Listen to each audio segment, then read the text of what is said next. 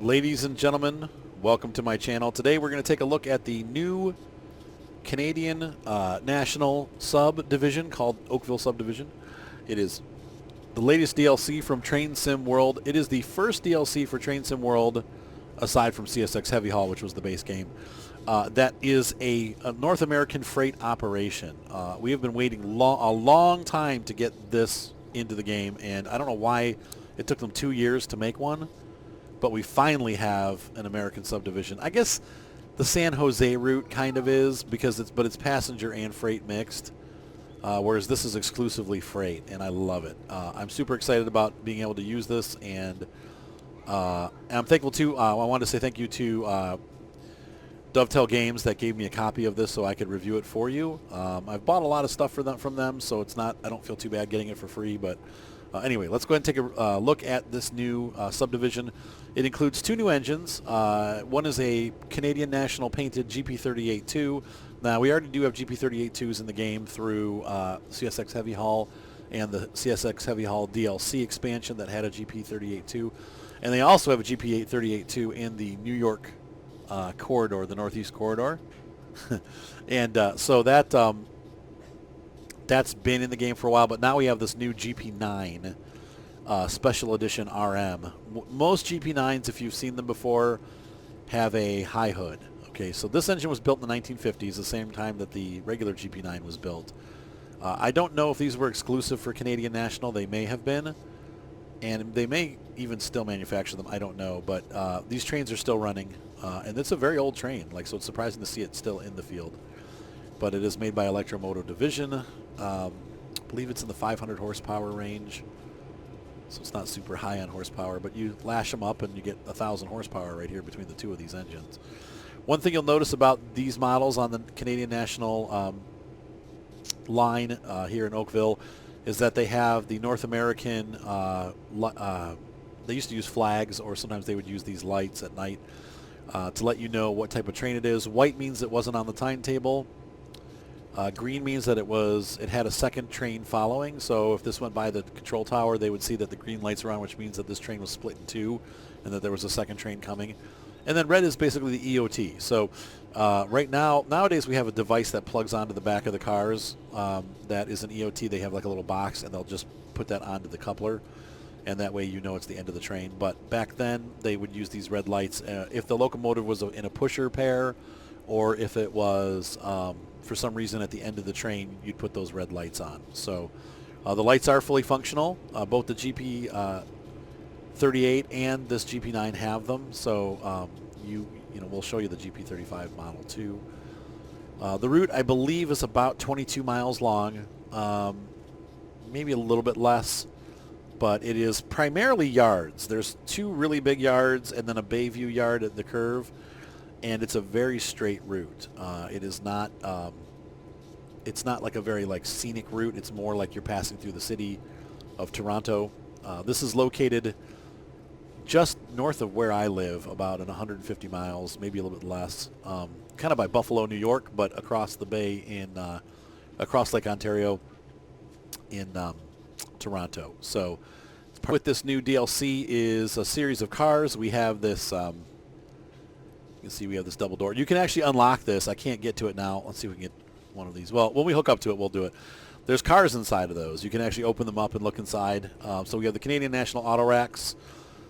We also have petrochemical cars that will, carry all kinds of chemicals. We have some grain cars. I believe there's a new box car. And then you'll also see some of the CSX Heavy Haul equipment on these lines, because they do interchange. And you will occasionally see CSX equipment up in Canada, and vice versa. Once in a while, we see Canadian National trains go through. I even see them I've had them go through my backyard before where I live, so it's pretty cool. I was like, hey, Canadian National. They're rare. We have a very small train line that goes through our backyard. It's not a major train route, and it's a private railway. But occasionally you see Norfolk Southern go through, rarely, because those engines are so huge, the Dash 9s. So we're going to put this, we're going to prepare to go forward. Some of the details I'll show you real quick here before we get started. This is true on both of these engines. I'm going to set these to green, even though it's not what they're not really being used, but we're going to set these to green. And I'm going to head out and take a look. And so you can see that those are the green lights. And once again, they all work. The red lights, the white lights work. But I don't know that you'd really use them, but they're there in case you want to. Other things that we have on this engine in particular, we do have to turn the engine on so that we have control of it. Those are already on. We have cab lights. There's a light bulb right there. So you can light up your cab. We don't need that, though, today because it's nice out. We also have gauge lights. You can see the gauges light up nicely. And there should be, I think there's a gauge light dimmer. So you can turn them down or make them really bright. You can see there they adjust. It's pretty neat. We also have rear headlights, which we won't be using. Front headlights, which are off. But we're going to turn them on now to bright. So you can see those are on. And we should have ditch lights. Yeah, ditch lights. And the ground lights are already on. Let's go take a look at the front of the engine so you can see what that looks like. We'll have a little fun with the lights because I like setting them for yard usage. So there's what the train looks like all lit up. And unlike the English trains, these actually light up the rails too. You can actually have good visibility at night. I don't know why the English trains in the game don't have good visibility, but these do. And then we can go up on this engine and turn if we want to get real fancy, watch this. Now, during the day, you wouldn't do this ever anyway, but you probably would just have the lights on dim, but we're going to turn the front lights on dim, and then we're going to turn our red lights on. Red. And we may be switching these engines around because I think that eventually these become the front engine. This becomes the front engine, but we'll see. Bail off, and we're going to hop out. So if we look at this engine, we left the ditch lights off because this is a rear engine. There we go. Cool. All right, so let's go ahead and get started with the scenario. Actually start doing something. So this is the GP9 RM model, and it is, whoops, I believe it's only on Canadian railroads. It's prototypical to the Canadian railroads, but I don't think you see them anywhere else. I think they're specially designed for Canadian National. I could be wrong, but Canadian National is known to do that. So we'll bail those off. We're going to bail this off. And turn this on. And we are ready to roll forward. Well, we need to put the cutout. That's right. On these trains, we set this to freight. And I think we have to start doing this now in this game. A lot of the engines require you to do that. So let's go ahead and start rolling. We're going to stick our head out the window. We're going to head over to the manufacturing plant.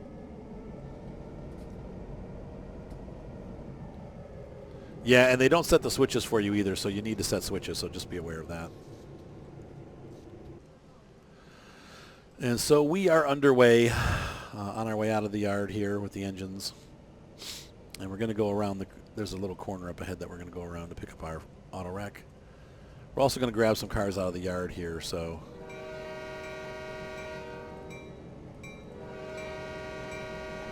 I left my front door open, but that's okay because we're going to be hopping back out of the engine shortly. So we're out of the yard now. We're heading around the bend. Do I drive you around the bend, dear?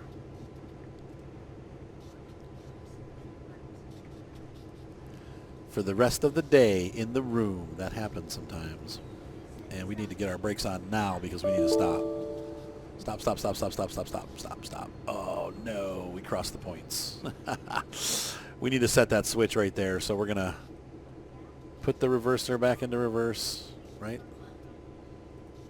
Why can't I reverse? What? Hold on a second. So we are rolling backwards. And I'm going to put the brakes back on again here. Locomotive brake. And we're going to put this on. And we're going to hop out of our seat.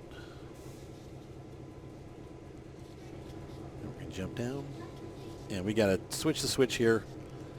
We need to go over to the other yard, and I'm actually going to walk it now because we want to see how far, like how the other switches are set. You know, we'll run around though because we're so far away from where we're going to be. We're still 200 yards away, so I'm not going to walk all the way over there, but we'll stop before we get to the next set of switches. So let's get on board. Oop, I'm going to fall off the engine.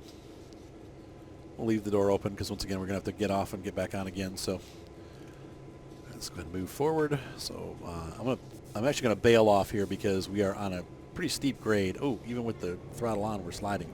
That's because I'm in reverse. What? Oh, don't let Arthur drive the train, please. There we go. Put the sander on. And we are just sliding. There we go. It's hard to get started on. Man, can you imagine we were pulling cars? That's where you have to let off the engine brake and then let off the car brake. Let the engines pull some slack and get powered. It's not an easy thing to get an engine moving up a hill, which is weird, but it's a lot of power. But all right, so head out, and we're going to go ahead and get around the corner here and pick up our freight cars. I like this interchange here. It's pretty cool. Or interlock, or whatever you call that. And once again, we need to stop, so we'll ease off the throttle, and we're going to walk that to make sure that it's all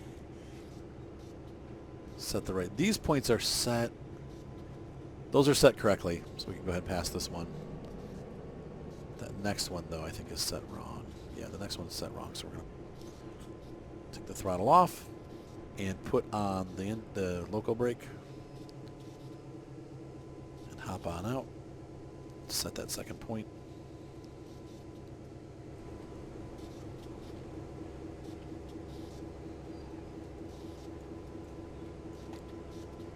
There we go. Right? No, that's wrong. Oh, it was right. Whoops.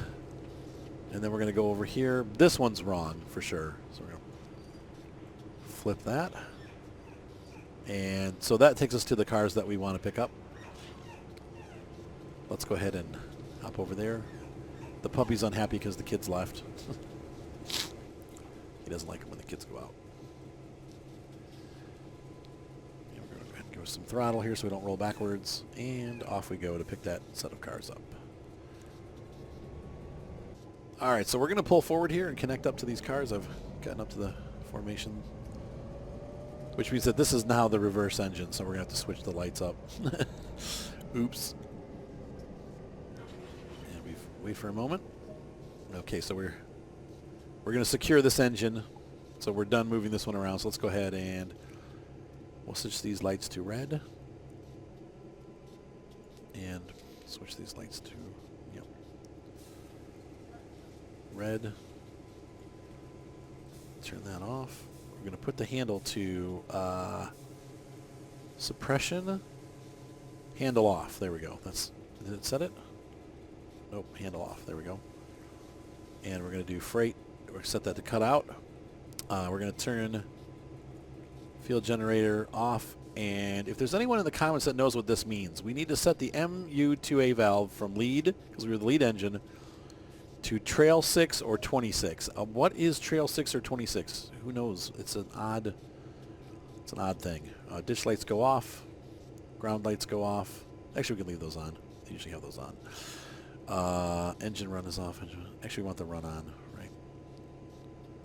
Fuel pump on. That's how we found it. Gauge lights are off. Cab lights are off, and our headlight's going to go to dim. There we go. We're going to set this reverser to neutral. And we're going to take the handle out. That's all idle, so we're all set. These off heaters are off. We're going to close the windows because I had my head out. Ta-da! The engine is ready to leave. So we're going to climb aboard the engineer's seat of the other engine. Let's go ahead and leave that.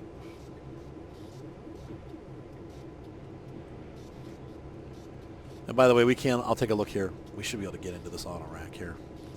This is pretty cool. Don't tell them that I did this.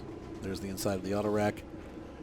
Some of them have cars in them when they're done being manufactured, so this is how your cars come to your dealer. Well, they get close to the dealership this way. See, that one's loaded with a car. I think that's pretty cool that you can do that. Just that little detail. That little attention to detail. We're going to hop up here. And we're going to set our lights the right way. Once again, we're going to turn this front to green. train. Poor Alfie. And we're going to turn the field generator on. Gauge lights on. Cab lights off. Headlights bright. Reverser in and then forward. Those aren't on. Ditch lights on.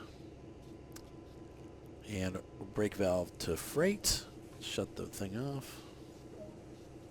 Shut the brake off. Okay, prepare to depart. Throttle up to get moving. We got to wait though, because we got to wait for the brakes to release.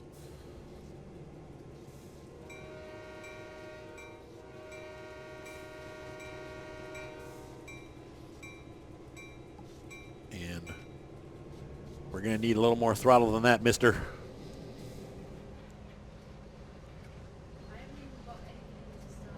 Look at that. Sweet.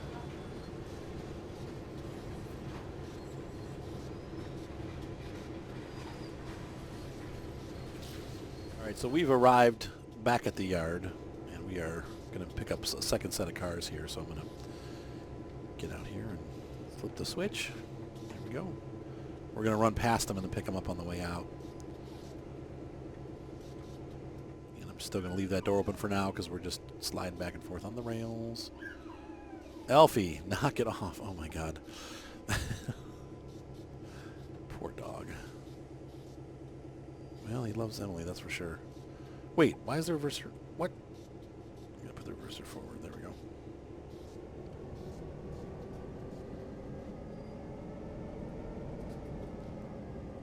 And the cars are still on that grade back there, so they're coming down. They're pushing me down the hill.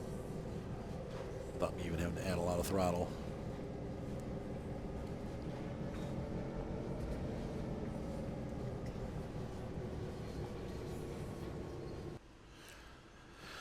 And we're pulling into the yard here.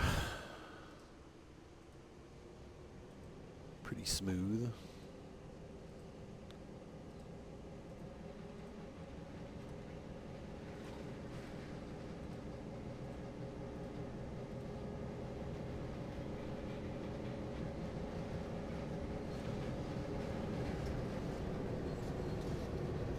And we're back on flat ground, so I'm having to keep the throttle open to keep the train moving.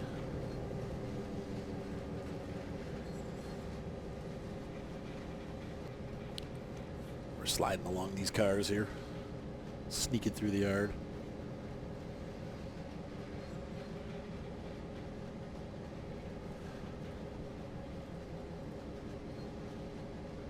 I suppose I don't need the backlights on that other engine anymore, huh? Because it's just blaring onto the...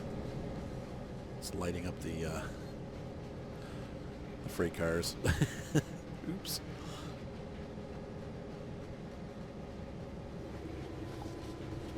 And we're coming around the horn here to our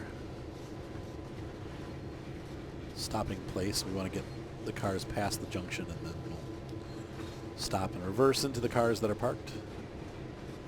And grab those, and then I think we're headed down to Bayview, which is a real pretty area, so we'll get some shots as we head down there. And then we'll take a look at the GP38 -2, and then I think that'll be it. You guys can see, you know, how this DLC looks, and I think it's great. I'm really excited about this, and I'm so happy to finally have an actual freight operation going on here.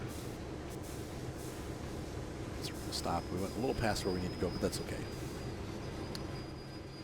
All right, so we're stopping. We're going to hop out. Well, there's no door on that side. That's right. I'm going to walk over here. And while we're passing this engine, I'm going to go ahead and shut that back headlight off because we don't need that anymore. Come on.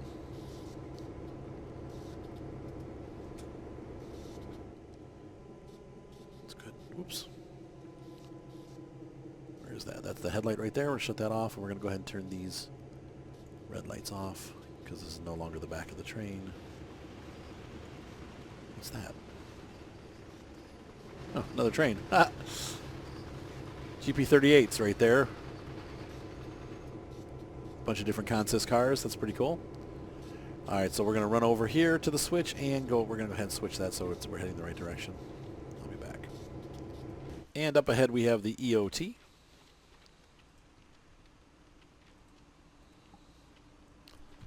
That's what I was telling you about. That's the little device that they hook up there, and all trains have them now. It's a little computer chip. I think it has a GPS in it too, so the controllers know exactly where the back of the train is. The front has a GPS, the rear has a GPS, and that way they know if the train gets separated or something and the cars split off and go rolling away, they know where they are and where they're headed. All right, so let's get on the train here and back this bad boy up. Now, what I do a lot of times when I do these backing operations, I will first come in here and we'll set the reverser in the correct direction and we'll release our brakes. I think we'll roll very far because we're not on any kind of incline. You could do this by hanging out the window and looking back. The other thing you can do, though, is this is usually when they have a train like this and you have... oops, I want reverse and forward. No, reverse. Yeah. And you have people... there's more than one person that works the train. Usually you have 2 or 3 people working it. So one guy will hang out in the back and he'll ride this car. He'll just hang onto the ladder.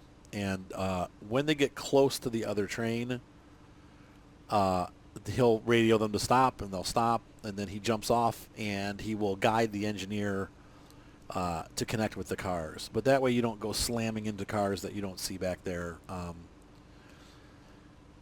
I think traditionally, like in the olden days before OSHA and before job safety, guys would just hang on and stay on the car until they were connected. But you could really kill somebody doing that. Like if the train, the radio doesn't work or something and the engineer doesn't get the signal, the guy will go flying off. So now I think they drop them off early, or they walk.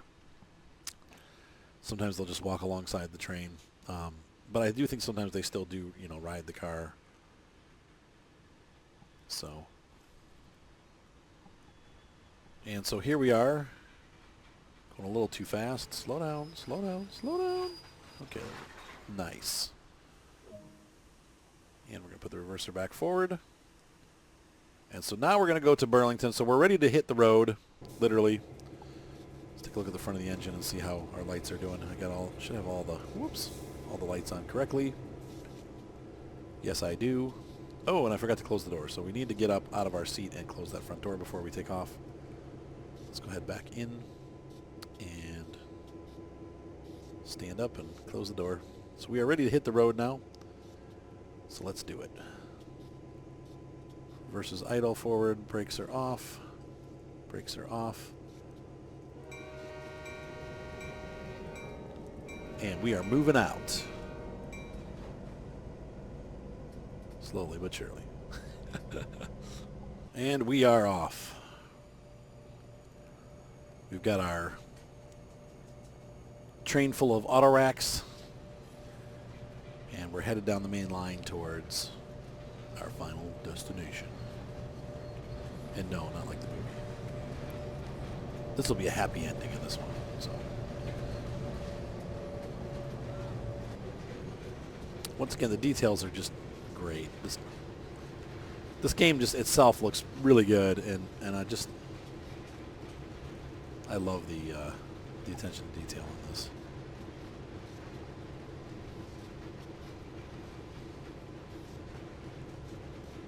It's our Canadian National engines. I would have to say out of all train engines, the GP9 is one of my absolute favorites. But I like the high hood ones. I like the vintage high hood models. We still have a couple of them that run on our the line that go through my backyard. They have yard switchers that they still use that are GP9s. Once in a while they'll take them out on the road and you'll see them go through the backyard. It's pretty cool. So a vast majority of the route looks like what you see right now. Basically, it's a straight shot all the way down to the other end where the other main yard is. And that's really how it is. So we'll kind of hop in and out here, give you a couple different views of what's going on around us, and you can see it. But there really isn't. I don't want to say there's not a lot to see, because there is. There's cool things like right here. This is a track that's obviously not used. It's all rusty. There's some passenger stations, so maybe in the future we'll have a passenger train DLC that goes with this layout or this route. And then, But there's a lot to do here, and like I said, there's several, different services that you can do with both sets of locomotives, including freight cuts, and you can actually fill the petrochemical cars up at the plant. So you run it through, kind of like how you do the coal missions on some of the other maps or some of the other routes. I keep calling them maps, but they're routes. And so there's different kinds of freight that you can do. It's one of those things where you can, if you like doing freight and you like moving cars around, there's all kinds of different things you can do service-wise. So there's a bunch to do. But I'm really happy with this so far. So I think it's been a good addition to the train sim world, and I'm glad that we finally have another freight operation. I think it was a long time coming. So anyway, I'll catch you as we go down the route here and give you some different views of different things that are neat. But like I said, for the most part, this is what you see, and the whole route is pretty much just a straight line. 11 miles of straight track from one end to another, and then another 11 miles of straight track, though it's a little bit more curvy when you get down by the Lake Ontario area. So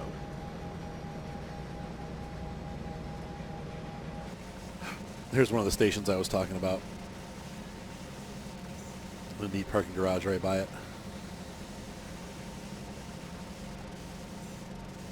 There's some river there. I'm not super familiar with the Greater Toronto area. I don't know what rivers are going through here, but there's a big river that we just crossed over in a valley. So the scenery itself is not totally flat. Whoa, we're way over speed. That was a mistake there. Oh, and there was a grade crossing that I missed. Maybe that's the whistle sign. I've been looking for the whistle sign. I don't know exactly what it looks like, but I'm just going to leave the speed as... Is it supposed to be 48 through here? What? Or it's supposed to be 25. Why? No, we got to stop train there. Interesting. I'm significantly over the speed limit. Maybe I should... Okay, now it's bucked back up to 50. I knew that was going to happen. It's because we went through that switch. That was a mistake.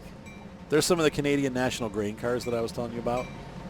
That's one of the things that's new with this DLC. So you can have those going on.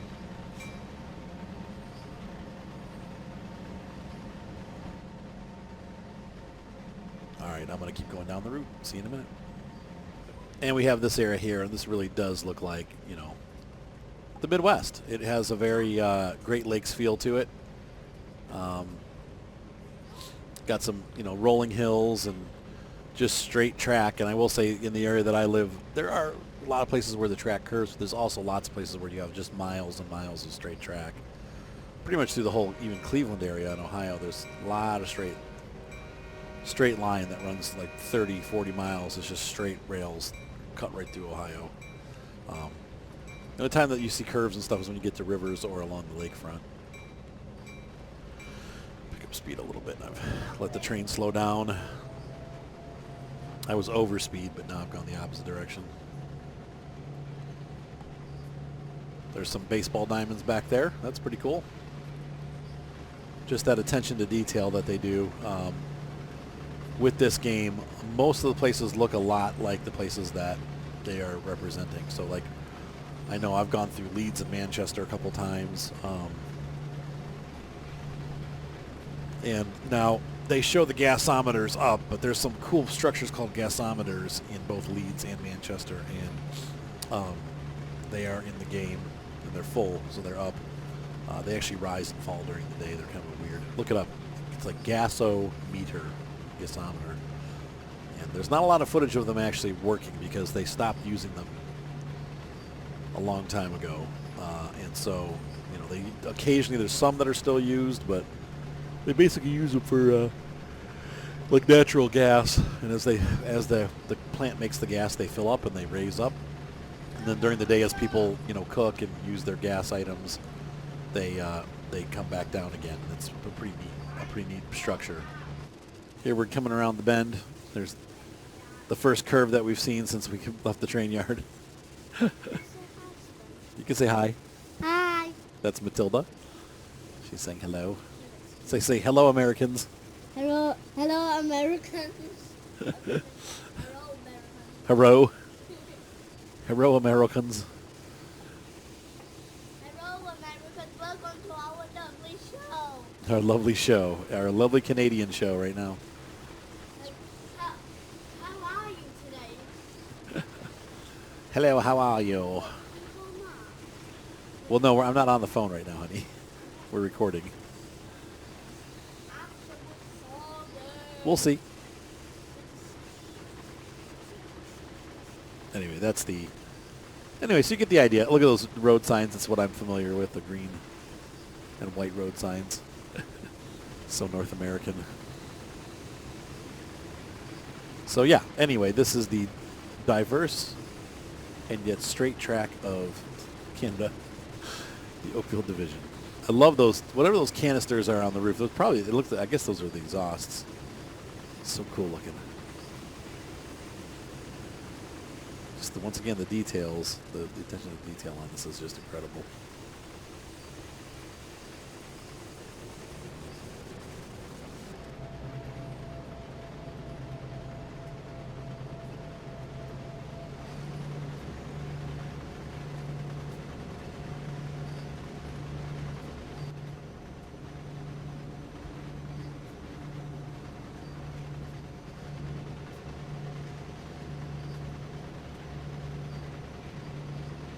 I'm seeing over there some logging cars. I don't know if those are from the CSX or if they're from this pack.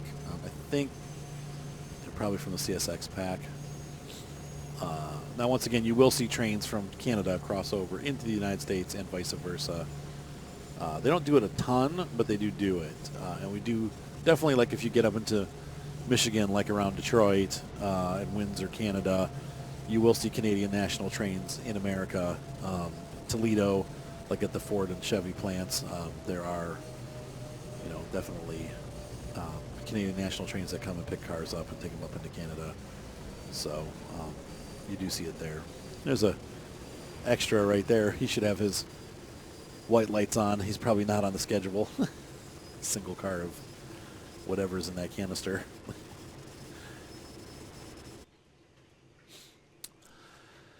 We're down to 15 miles an hour as we pull around the bend here. We're coming into Bayview. Our final stopping point, though, it's still, I think, a couple miles down the road a little bit. We'll probably call it quits once we get around the bend. I wanted you to see Lake Ontario. It's a pretty beautiful sight. You don't see it a lot from this DLC, but you do see a glimpse of it, which makes sense because that's where it goes. You know, the train doesn't necessarily run right along it, but coming around the one big curve in the game as we curve our way around. Train's picking up speed, so he must be going down a hill here. And that was it. You start seeing some water here, though this is not the main place. This is like a river or something, a little fill-in lake.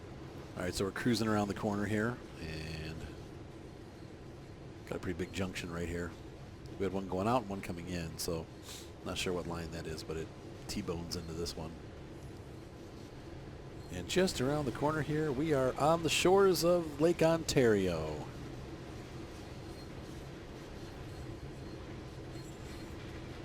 It's very pretty. About 1.6 miles, we have a stop. Increase that brake. We're supposed to be slowing down here. We're actually gaining speed, so put the initial reduction on. Now, in real life, you actually will slow the engines down first and then slow the train down, so you put the independent brake on first. Then you put the train brake on, and the reason why they do that is because they do not want the couplers to break. If you throw the brakes on, it'll actually extend the space between the cars, and you can break couplers. So what you do, they call it taking up the slack. You put the engine brake on for a couple seconds, minutes. I think it's probably a couple minutes, like a minute or two. And as the engines slow down, it forces the cars to compact together. And then you put the train brake on, and it puts the couplers on. That's why it takes a long time to stop a train, because you can't just jam the brakes on and stop, unless it's an emergency. But you can break couplers that way. This is an interesting viaduct right here. I like that. Very northeast architecture right there.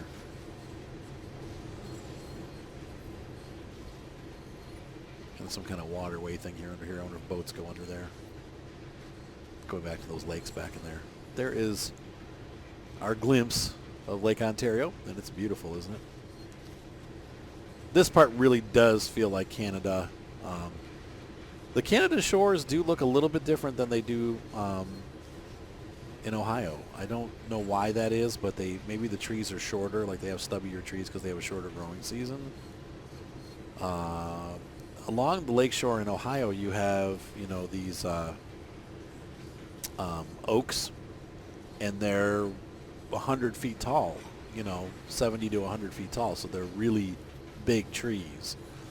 And then you get up into Canada, and they're just like maples and stuff, and they're much shorter. So that's one thing that's a little bit different between the regions. There we have some more of the Canadian National grain cars. But no matter where you are along the coast of the Great Lakes, it is absolutely beautiful. But I do feel like I'm playing this. I feel like I've come home. I mean, it really does have that like around where I live feeling. Just the lighting and everything they've done it just right. So, all right. So that does it for our tour of this DLC. We're going to take a look at the GP38 though next, and then we'll be done. But hopefully you guys enjoyed that ride through the route, just seeing the different views and kind of getting an idea of what this is about and what the layout it's not a train layout what the route looks like. And here is the other star of the show. We have the GP38-2. This model does not have a dynamic brake. You'll notice along the top there it's very straight all the way back. If it has a dynamic brake, the train will have a hump right here, so that means that you will be using just the local brake and the train brake. The dynamic brake, I can't explain it aside from it works kind of like a Jake brake in a truck, or an engine brake basically is what it is.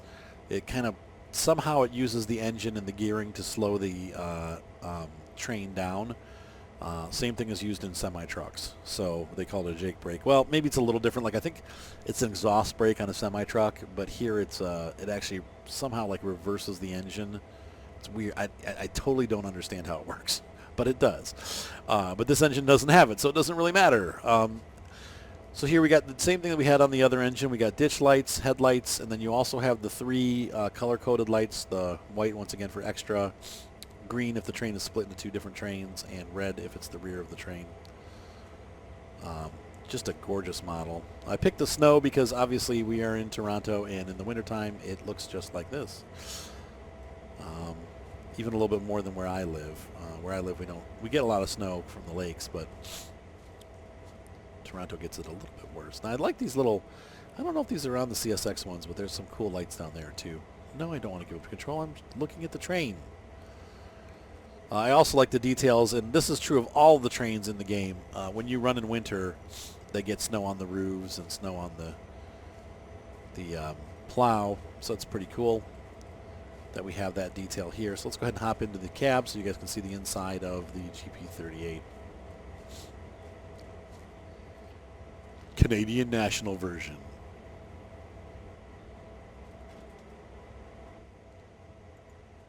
Once again, we have a very green but comfy cab. I don't know if that's an electromotive thing, but the other engine had like a white, weird cab. Emergency brake valve. The panel looks fairly similar to our... let's throw the lights on so we can see in here. Where's our cab lights? This one has stuff in different places. There should be a cabin light somewhere. Front headlight, rear headlight, engine run. Those all need to be on.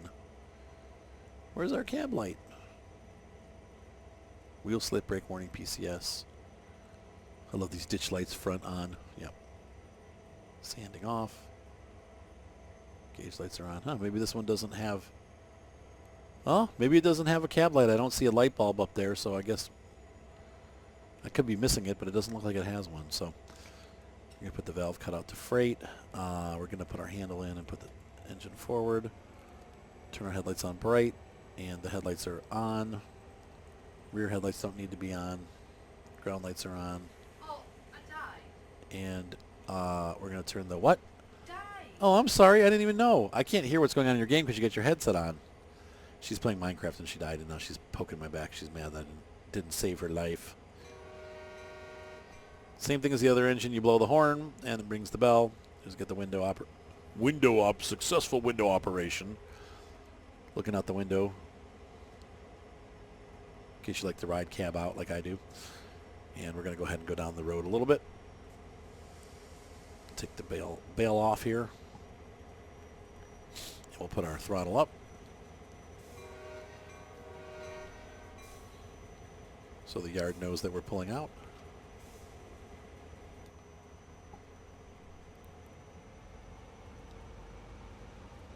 Such a stately engine. The GP series of engines and the SD series of engines have served North America for decades and decades. I mean, we're talking 60, 70 years now of use. And they just keep running.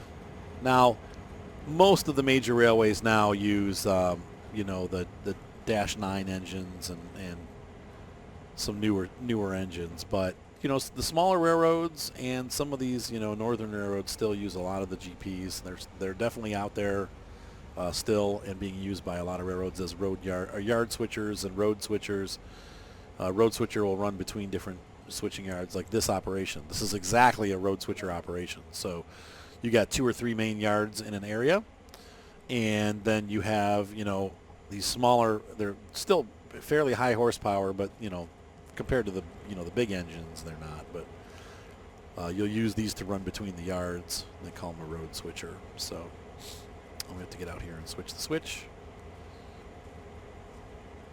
So we are going to look out our window here, and I've got the, going to take the brakes off and put the throttle back on here. There are no passengers, Tilly. It's a freight train. And we're going to speed up there.